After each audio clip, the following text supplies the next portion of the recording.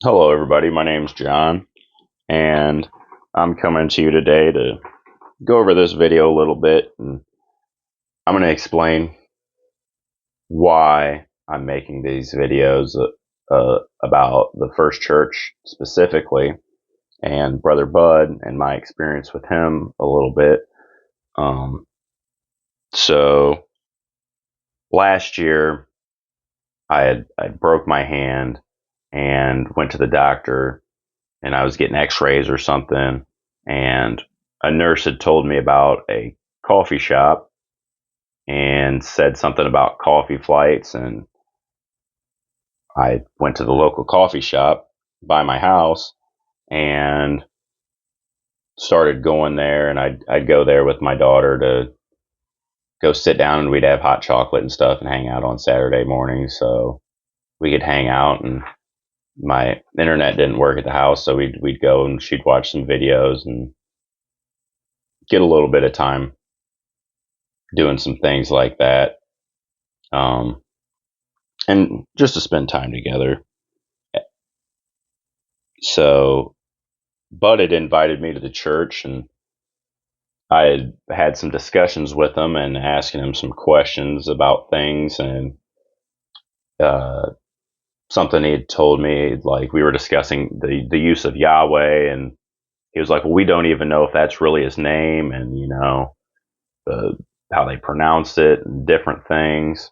Um, and he wasn't very forthcoming with things, and he kind of wanted to steer things in his own directions.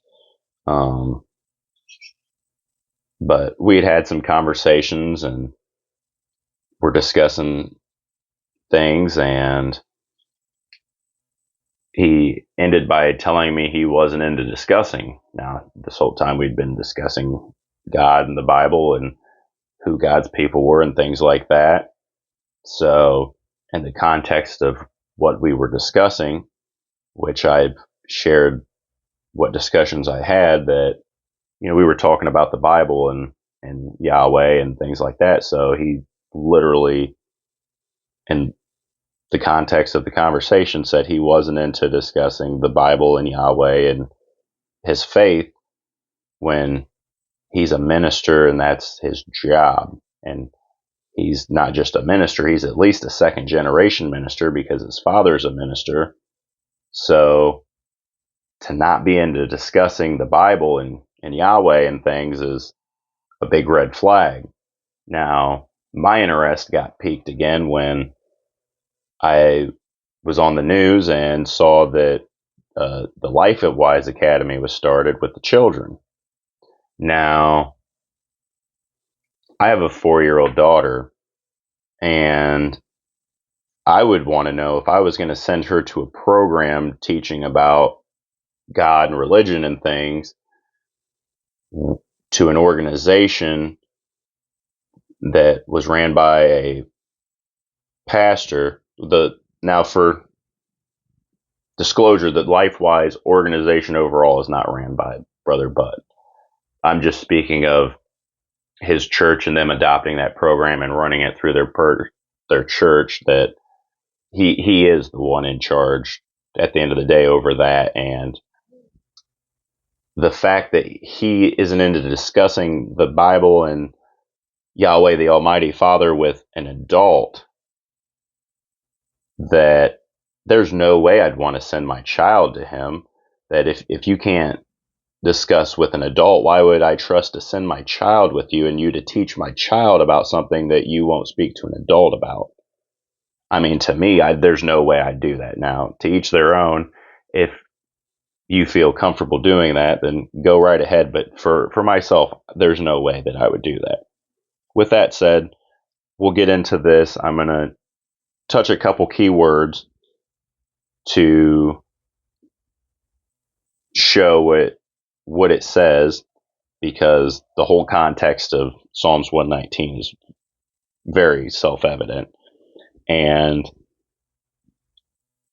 with this, you can go to Bible Hub. That's what I'll be using, or any other site that has, Strong's concordances, so you can get into the Aramaic, Hebrew, and the Greek and get the original words and their meanings as opposed to just what's used in the English, because a lot of the words that were translated into the English, when you go back into their original language and the context and put the context into the conversation and everything, the meaning is a lot different than what it is in the English. So with that said, we'll start this, and I'll stop and start it a couple times, and then we'll just finish it out and play it in its entirety. You're catching all the blessings that God has in store for you. Hey, I really like, we are here in verse 97 of Psalms 119. Now remember, there's 176 verses. We are just getting our way through it. So there's 176 verses in Psalm 119. Now, Psalm 119, I'll be using the Legacy Standard Bible because, in my research and things, it's extremely accurate, and it has very good notes and references and things, so you can get a good understanding. But I don't just use one version. You don't. Nobody should use just one version, and it doesn't matter what version you use, as long as you know who Yahweh is, you know who Jacob Israel is, and once you know those things, it opens up the books entirely, and it gives it a whole new context, and you'll get greater understanding from it by knowing these things, as opposed to it's just about, God and his covenant people and things. Because the covenant people aren't the people that you've been led to believe they are. And all you need to do is go back through history. There's some great books on this. One I'd recommend everybody to check out is Tracing Our Ancestors by Frederick Haberman. You can easily find PDFs online. You can go to Artesian Publishers and get a copy of the book, which I'd recommend because it comes with 2 fold out maps, so you can get an even greater understanding of where these people came from and the origins and different things like that, because it's a very well documented book that goes into historical documentation and different things that you can actually go and find out for yourself. So we've established that this is about the law, and I'm sure Brother Bud teaches you guys that the law has been put away with the death, resurrection, but that's not true. And nowhere does it say that, and we'll get into that here in a minute. So, how I love your law, it is my meditation all day. Your commandments make me wiser than my enemies, for they are mine forever. Now, Yahweh says, I'm the same yesterday, today, and forever. I change not, my people change. So, if he doesn't change, his laws aren't going to change. His name isn't going to change. What he said isn't. Nothing's ever going to change. It's set in rock, stone, granite. You can't erase it. It is what it is. So I have more insight than all of my teachers, for your testimonies are my meditation. Now we'll look up these 2 words, testimonies and meditation. We're going to go to the STR, which is the Strong's Dictionary and Lexicon. Now, by going through this, it'll give you some of the meanings and things that then you can click on the Strong's number directly from there to get deeper insight. And with Bible Hub, when you click on the Strong's number, it also has the NASB, and it'll have like Thayer's in the Greek, or the Brown Drivers, Biggs, and the different study tools and lexicons, so you can get a full meaning and cross reference and everything and understand what you're reading. So testimony, we'll look this up first. So we have admonitions, ordinances, testimony, testimonies, warnings.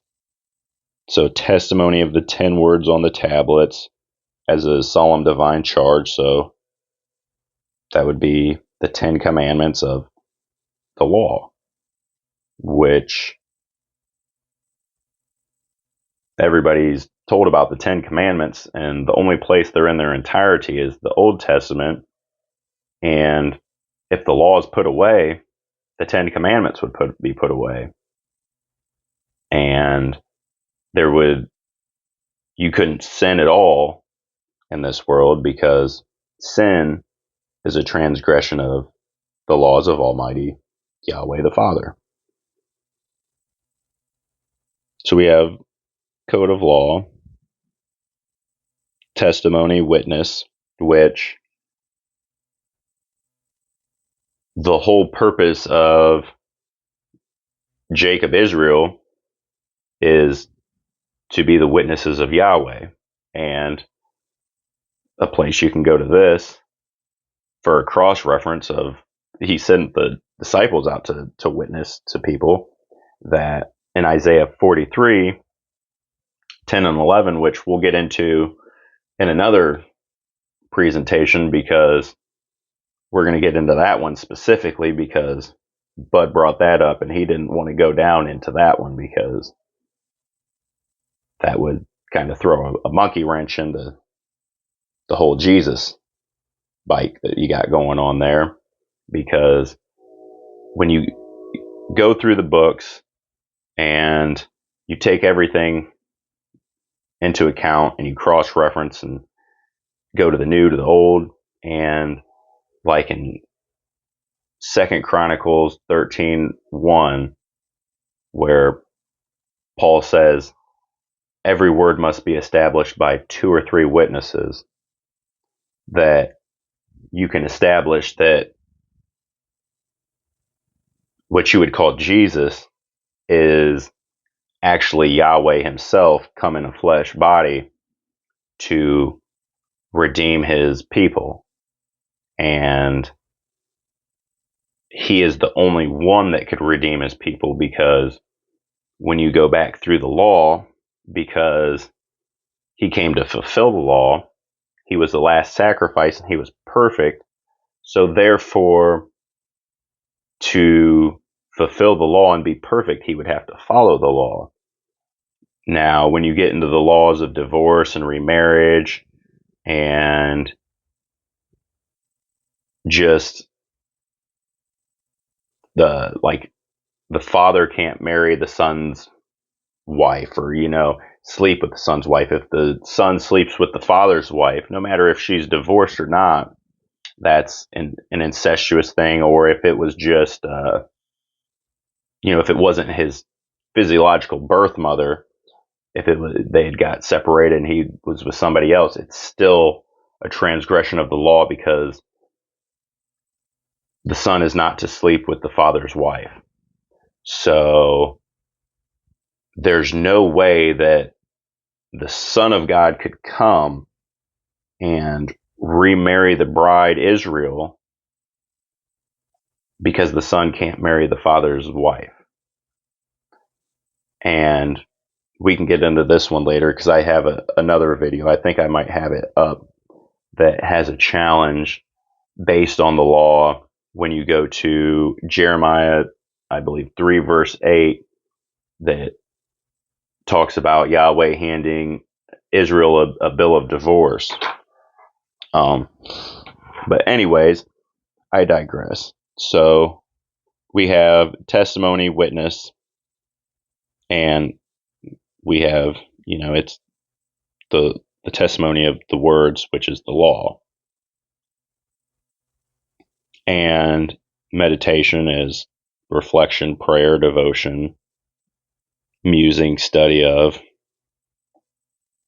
So basically, it says I meditate and I study and learn about your laws all day. That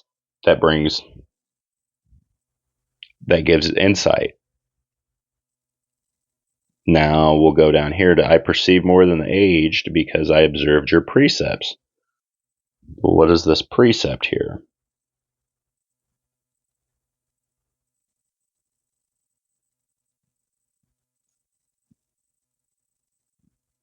Now it says, I obey your precepts. Statute.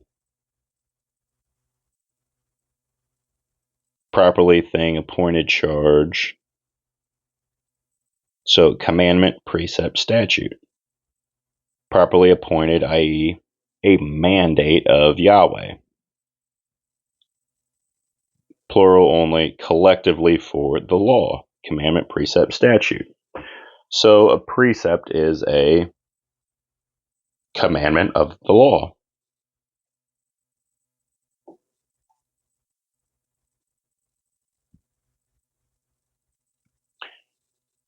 Now let's go down here to word. Now, the word isn't capitalized. If it was capitalized, it would be referring to Yahweh, as in John 1:1. Now, not capitalized, we're going to find out what it means because we're going to go to the Strong and find out what this means. So your words, utterance, speech, word of Yahweh, the Torah. Well, the Torah is where the law is. Utterance, speech, word. Commandment, speech, word. The meaning the same, commandment, speech, word. So this word here is a commandment.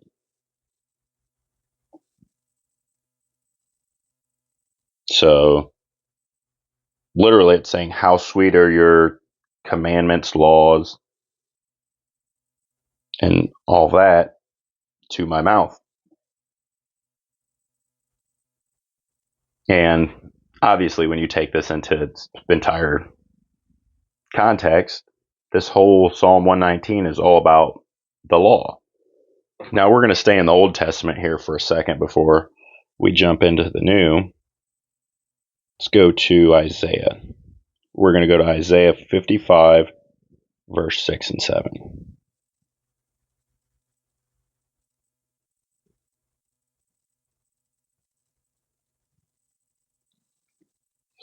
Now, we will make a mention here that, number one, it starts off, seek Yahweh while he may be found.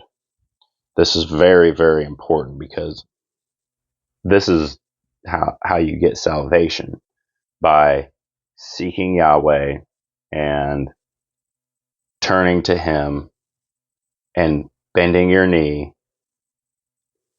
asking for forgiveness, and following his laws, statutes, and ordinances, which aren't hard. It's food laws and different things meant to keep you safe, healthy, etc., etc. So seek Yahweh while he may be found. Now, we're going to make a mention of this because the waters here is very important, and we can go back to that one later. And Bud does end this discussion that we're going to play with the waters. Now, Yahweh is the water for those who thirst. And we can take this to John 4 with the Samaritan woman, and we'll get into the Samaritan woman and the Canaanite woman and the difference between those situations, because those are parallel situations with slightly different variations, and you can see the reaction from how one person is dealt with from the other in the context of the situation, and you'll get a deeper understanding. But we're going to verse 6 and 7 here. Seek Yahweh while he may be found. Call upon him while he is near. Let the wicked forsake his way, and the unrighteous man his thoughts, and let him return to Yahweh, and he will have compassion on him, and to our God, for he will abundantly pardon. What will he pardon? your transgressions and sins, which is transgressions of the law. We'll go into the Strongs on this one for a second.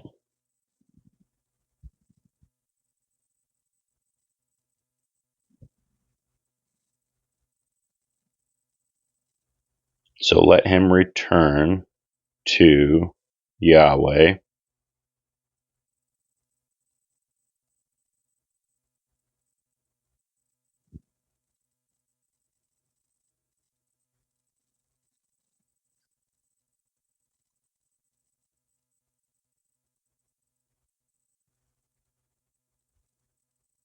So Yahweh will be the one to forgive, pardon, and spare. I mean, if we take this back, we know Yahweh's ways are his commandments, judgments, and things of that nature. Let's go to Jeremiah 2, verses 12 and 13. Actually, sorry, we're going to go 8 to 13.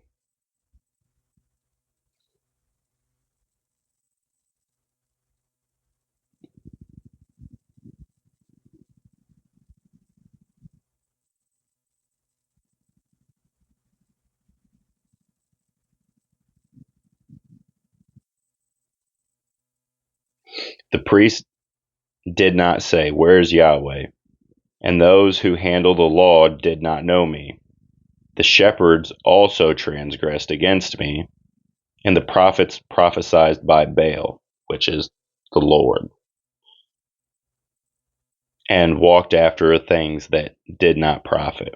Therefore, I will yet contend with you, declares Yahweh, and with your sons' sons I will contend. For cross to the coastlands of Kittim and see to Kedar to and perceive closely, and see if there has been such a thing as this. Has a nation changed gods, though they were not gods? But my people have changed their glory for that which does not profit.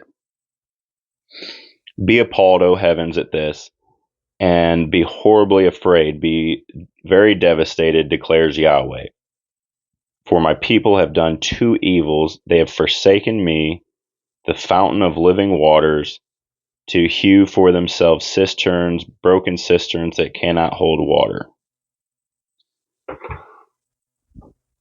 So basically, what this is saying here is that his people have forsaken him for Baal, and he is the fountain of living waters, and they have transgressed and gone after the Baals and the other gods that aren't living.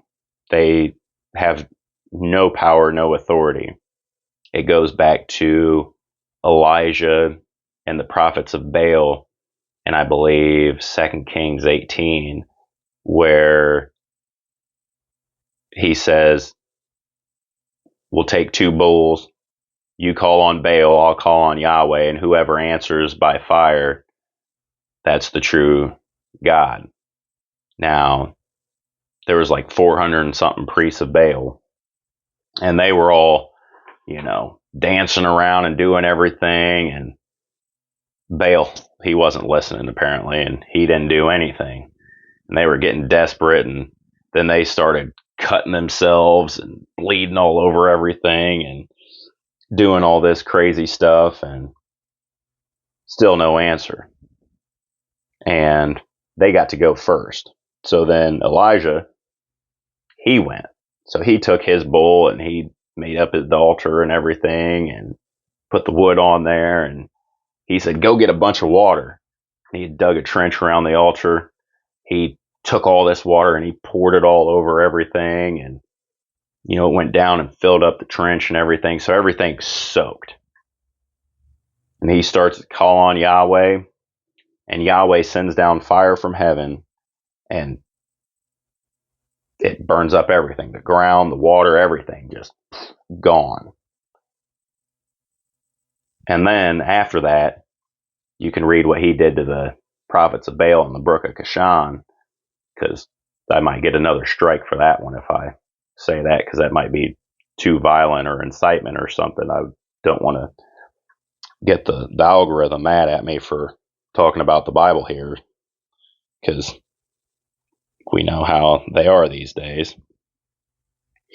So next we'll go to the New Testament now because they say the Old Testament's put away and whatnot.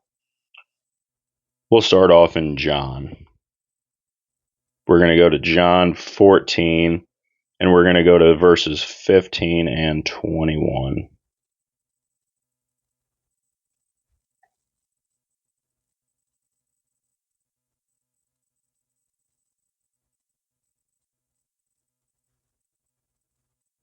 No longer do I call you slaves, for the slave does not know what his master is doing. But I have called you.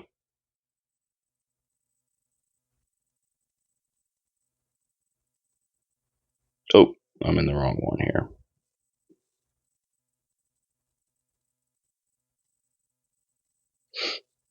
If you love me, you will keep my commandments. And we'll go up to 14 too. If you ask me anything in my name, I will do it. Now, we'll go to this real quick while we're here before we go on to the next one.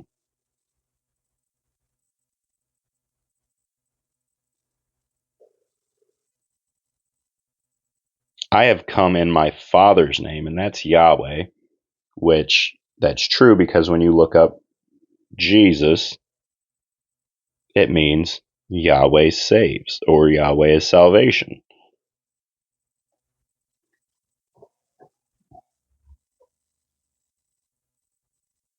And we'll go to verse.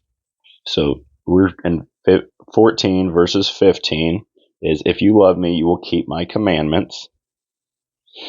And then in 21, it says, he who has my commandments and keeps them is the one who loves me. And he who loves me will be loved by my Father, and I will love him and will disclose myself to him. Now, Yahweh speaks in parables in the flesh. So even though they hear, they don't understand, and even though they see, they don't perceive. And you can go back and everything proves itself through the books. And everything you can prove, like Paul wrote in 2 Corinthians 13:1, everything will be, or we'll just go to it. But basically, every matter will be settled by 2 or more witnesses.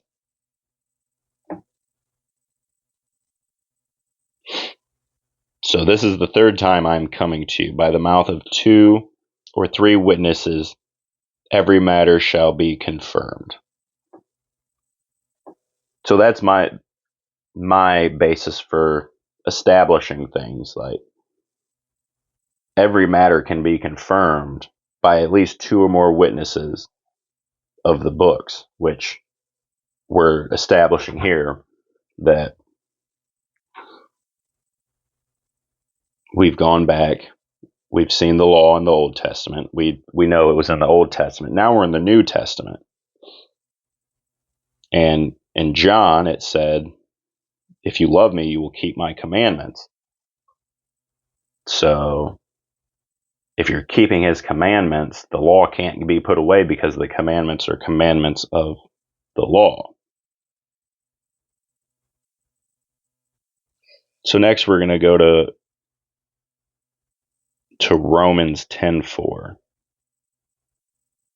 Or 10:1 through 4, I'm sorry.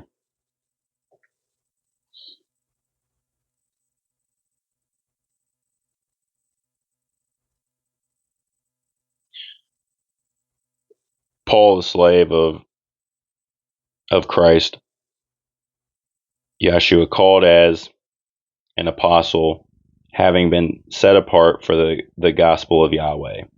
which he promised beforehand through his prophets in the Holy Scriptures concerning his Son, who was born of the seed of David, according to the flesh, who was designated the Son of God in power, according to the Spirit of holiness, by the resurrection from the dead, Yahweh, the Christ, the Anointed.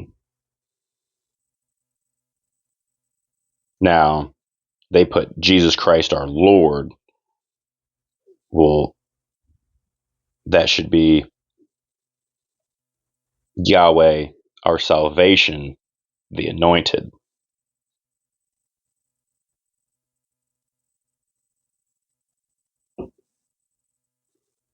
Because we'll go to this here. We go to the Strongs.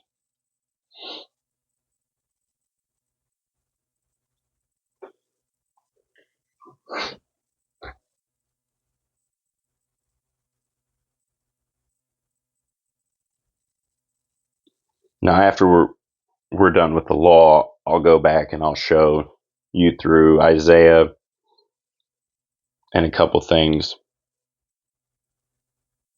where I'm getting my understanding from, so you don't think I'm just some anti-Messiah or whatever. Because the word Christ simply means the anointed or the Messiah.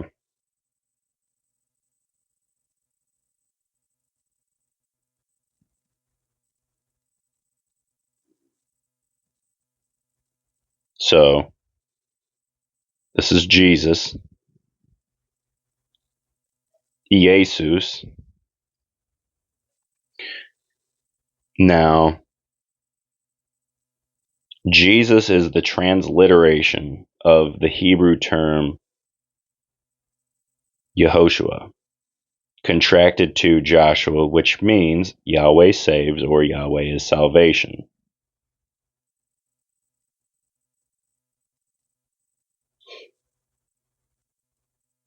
Yeshua is his human name as the incarnate eternal Son of God. Now,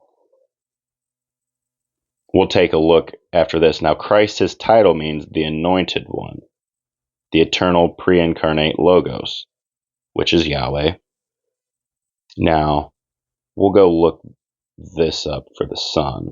No, we're already in Luke, so we're going to go to Luke chapter 3, verse 38.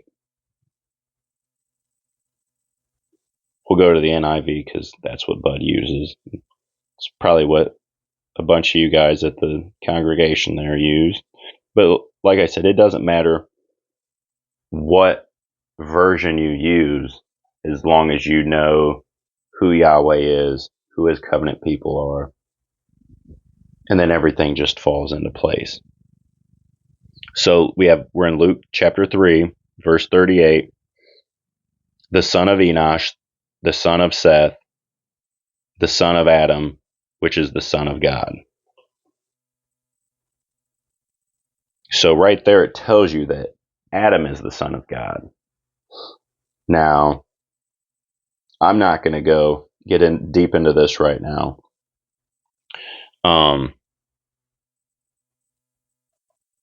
But all throughout where it says the son of man, that is a mistranslation, and it should read the son of Adam.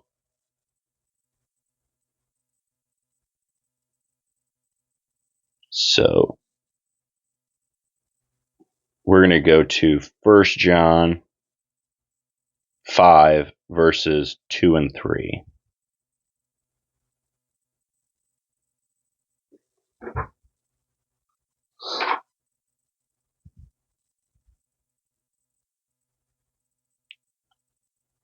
So it reads, "This is how we know that we love the children of Yahweh, by loving Yahweh and carrying out his commands.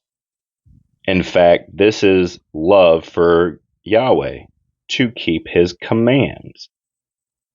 And his commands are not burdensome." So literally it tells you to keep his commandments. Now, First John chapter 5, this was written after the crucifixion and resurrection. So to say that the law has been put away when after the crucifixion and resurrection, John is telling you right here how you know that we love Yahweh is we keep his commandments, and that his commandments aren't burdensome. I mean, it doesn't get much clearer than that.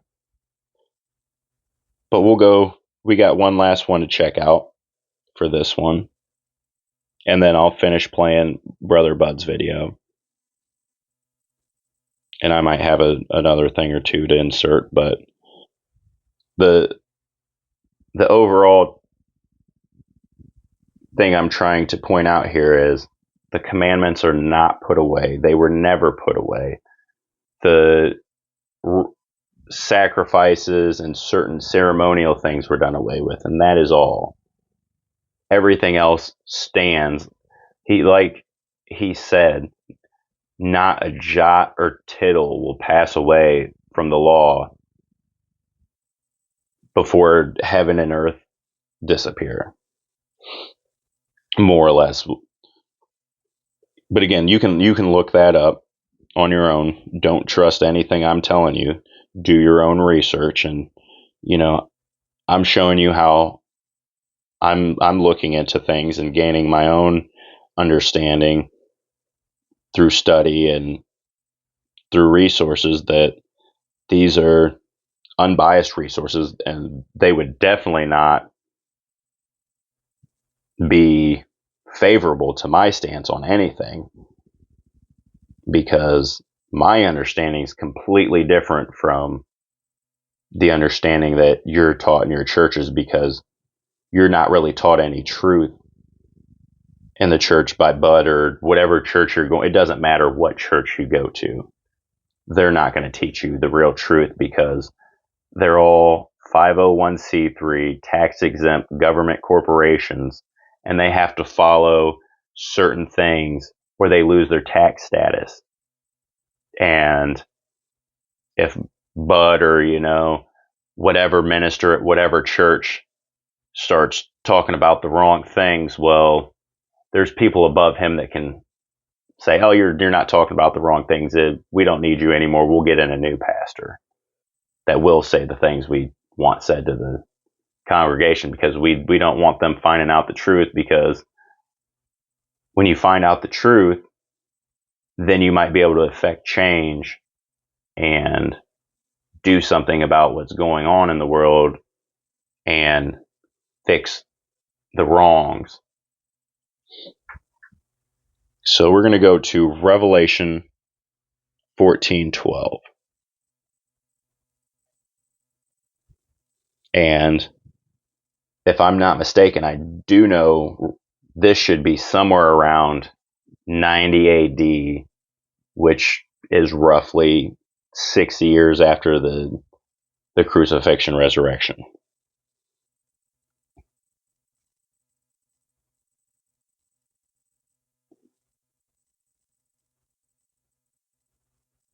This calls for patient endurance on the part of the people of Yahweh who keep his commands and remain faithful to Yahweh.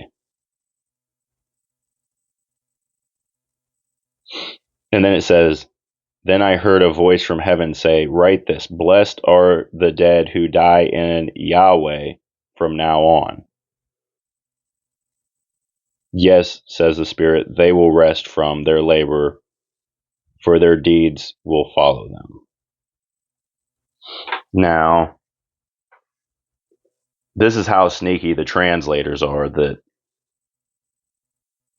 they changed words and things. And this is why they removed the Apocrypha, which is about 425 to 30 years, give or take, of history that they removed from the books for you to not understand. Because if you understand, then they don't have any power, and they won't have anybody there to pay them and fill their coffers, because what this is all about is money. Because the church is not a building. The church is the ecclesia, and literally all the church is a gathering of people in anywhere. And as Yahweh said, where two or more gather in my name, I am amongst them. And the power is in the name. And if you go through your books and you do a study of in my name, call upon my name, etc., you'll start to figure out real soon what the truth is. Now, while we're in Revelation, let's see where we're at. So we're in the New International Version. We're going to switch versions here.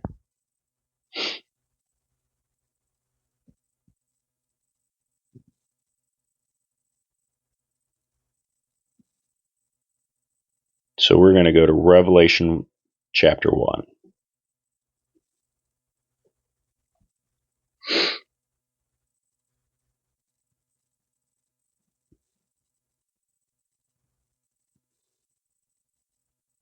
So we're in verse 8 here. It says, I am the Alpha and the Omega. And it should say Ta, because Ta is the end of the Hebrew alphabet, and Yahweh wouldn't have been speaking Greek. Says Yahweh God. Now we'll go back to this. Who is and who was and who is to come, the Almighty. Now we'll go to verse 8. We'll click on this here. Now in verse 8 it says, in Old Testament, Yahweh. Cross-reference Isaiah 41:4. Now, before we go to Isaiah 41:4, we'll go to verses 17 and 18.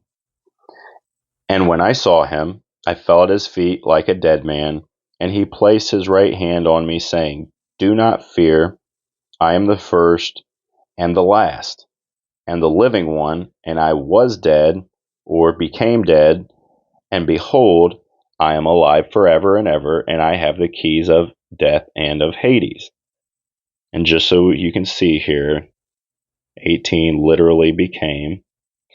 So let's see that again. And when I saw him, I fell at his feet like a dead man. Now this is John saying that because it's in black. And he placed his right hand on me, saying, do not fear, I am the first and the last, and the living one, and I was dead, and behold, I am alive forever and ever, and I have the keys of death and Hades.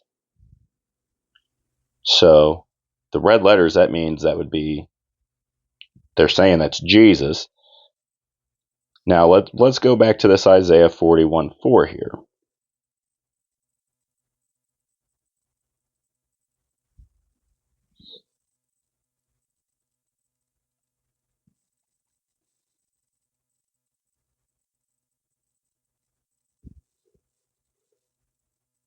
So Isaiah 41:4. Who has worked and done it, calling forth the generations from the beginning? I, Yahweh, am the first, and with the last, I am He.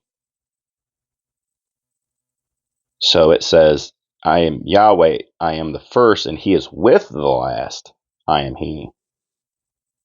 So you can take this, you cross-reference it back, like it said, and that shows you right there that the red letters, Jesus, is actually Yahweh. We'll go to 43, and then we'll go to Deuteronomy, and we'll cover that before we finish the video and close.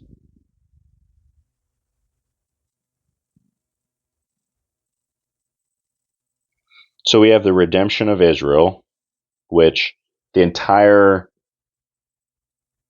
collection of the books, the Bible, is all written to Israel. Ask Brother Bud what the new covenant is. And just so you know, it's in Hebrews 8:10. And who is that written to? Because it's not written to everybody.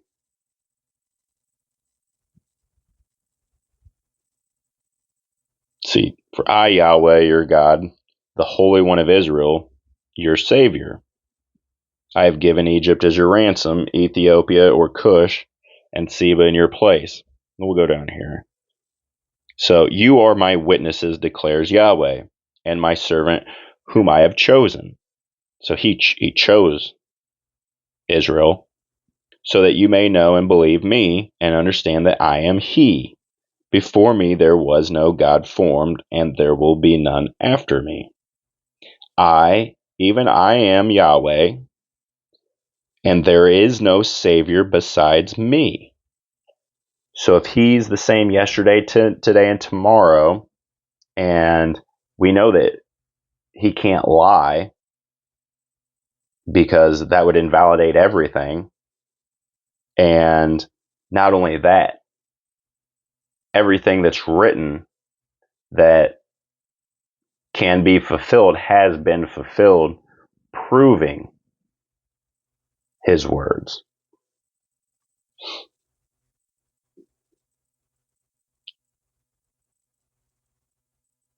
And here in 13, I don't know exactly which verse it is. I believe it's in Matthew or John. I'm not sure. But there's one specific spot where the Christ is talking, and he said that no man can pluck them from my Father's hands. Well, here's your second witness to that. Even from eternity, I am he, Yahweh, and there is no one who can deliver out of my hand. I act, and who can reverse it?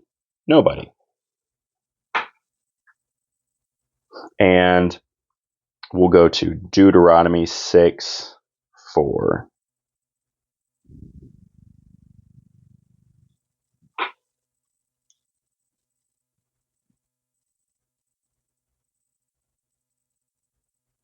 And this is the greatest commandment if you go to Matthew 24. And this is only directed to Israel. Hear, O Israel, and Israel was a man once named Jacob, and he had 12 sons, who all became tribes and nations on the earth. Hear, O Israel, Yahweh is our God. Yahweh is one, not three in one. He's one. You shall love Yahweh your God with all your heart, with all your soul, and all your might.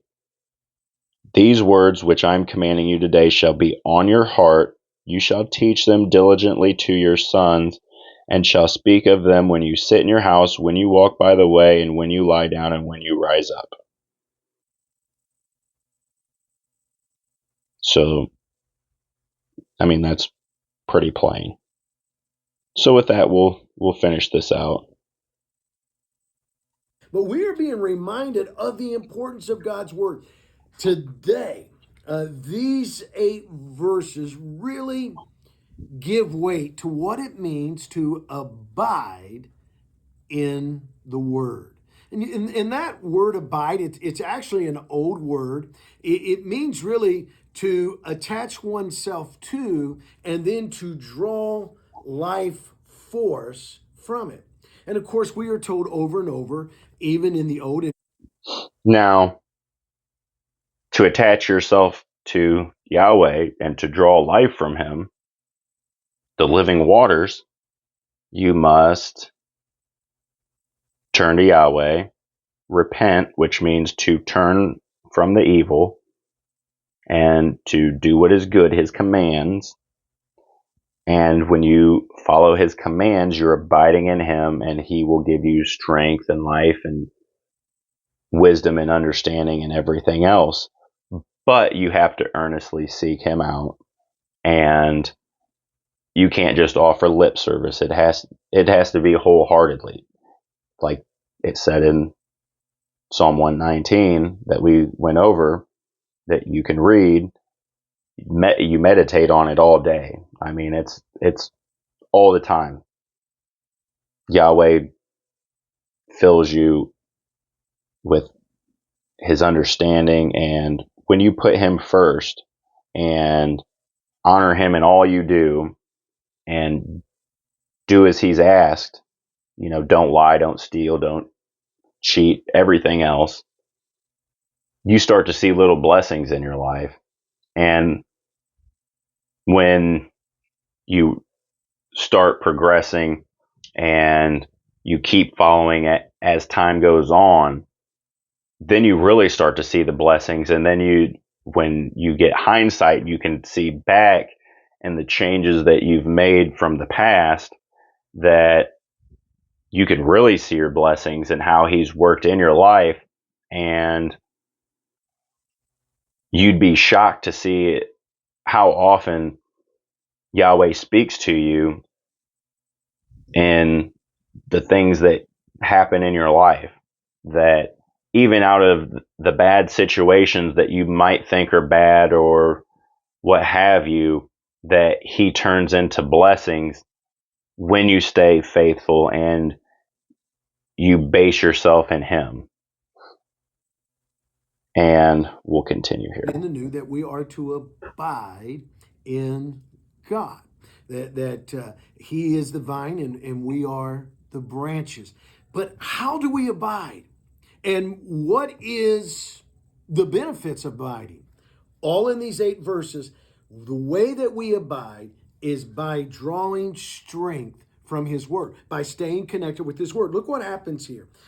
Verse 97, oh, how I love thy law. It is my meditation all day. Thy commandments make me wiser than my enemies, for they are ever mine. I have more insight than all my teachers, for thy testimonies are my meditation. I understand more than the age, because I have observed thy precepts. I have restrained my feet from every evil way, that I may keep the word. I have not turned aside from thy ordinances, for thou thyself hast taught me. How sweet are thy words to my taste, yes, sweeter than honey to my mouth. From thy precepts I get understanding, therefore I hate every false way. So, one of the ways that we abide in Jesus is by believing.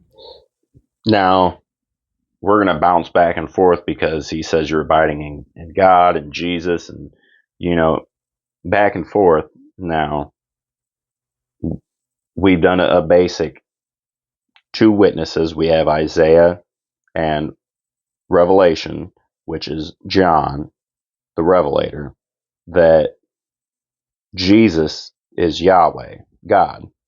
So, see the double mindedness going on here in modern religion, where they're just teaching people how to preach the rosy words and things that'll make your guys' ears tingle, instead of teaching the truth and the things that would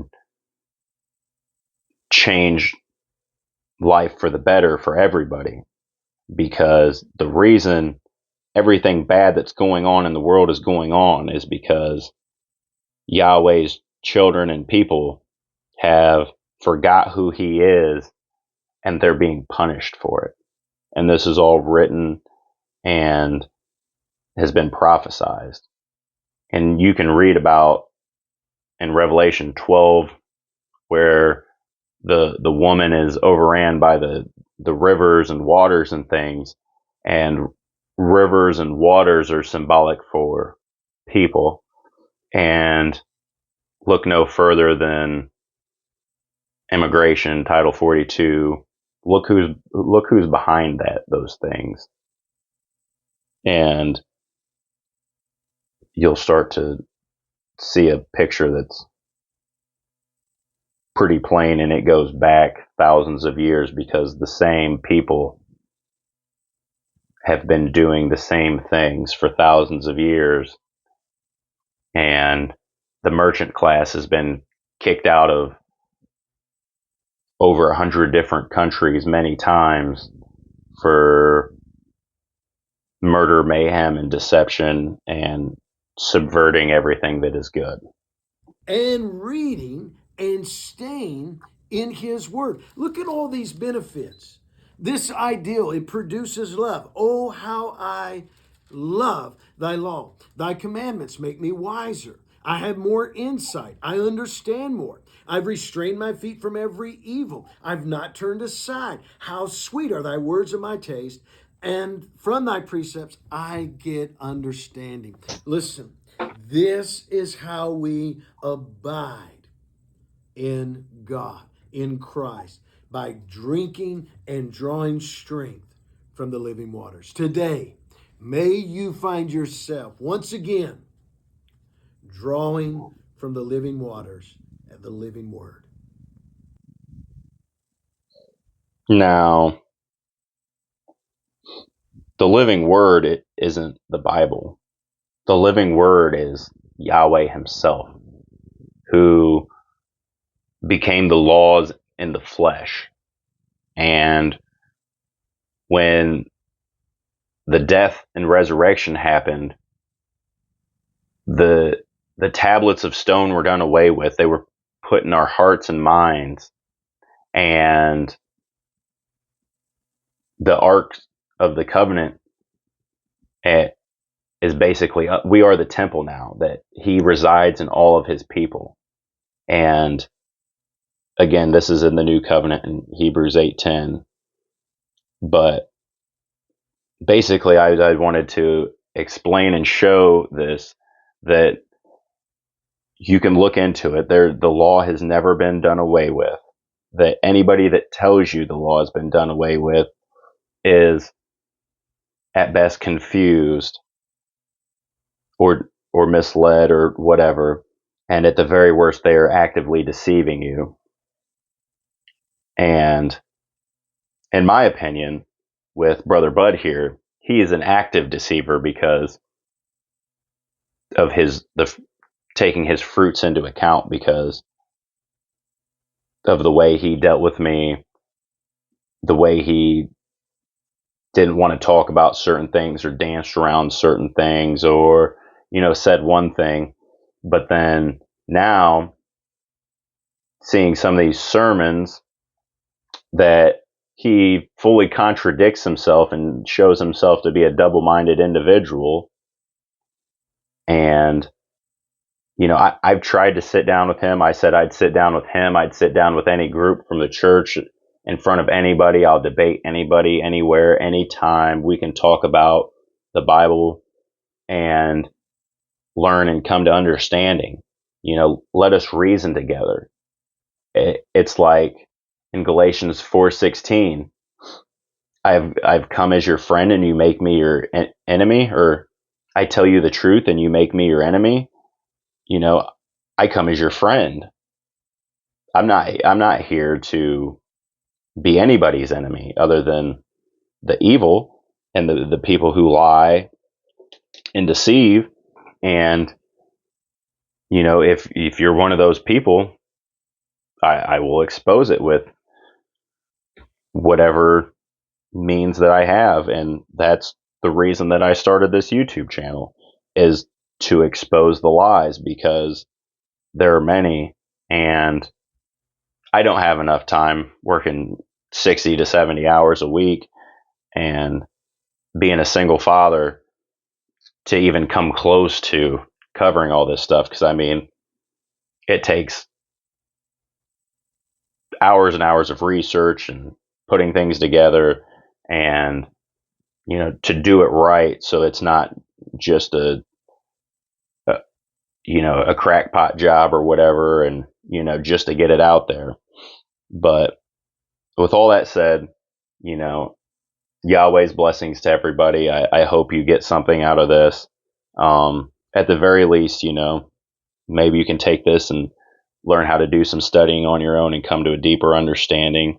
And don't be afraid to ask questions, comments. I'll put an email in the descriptions. I have nothing to hide. I I'll answer whatever questions I can. If I don't know something, I'm not afraid to say I don't know it, and we can look into it and try and figure it out together, or whatever the situation may be. But with that, blessings in Yahweh to everybody, and have a great day.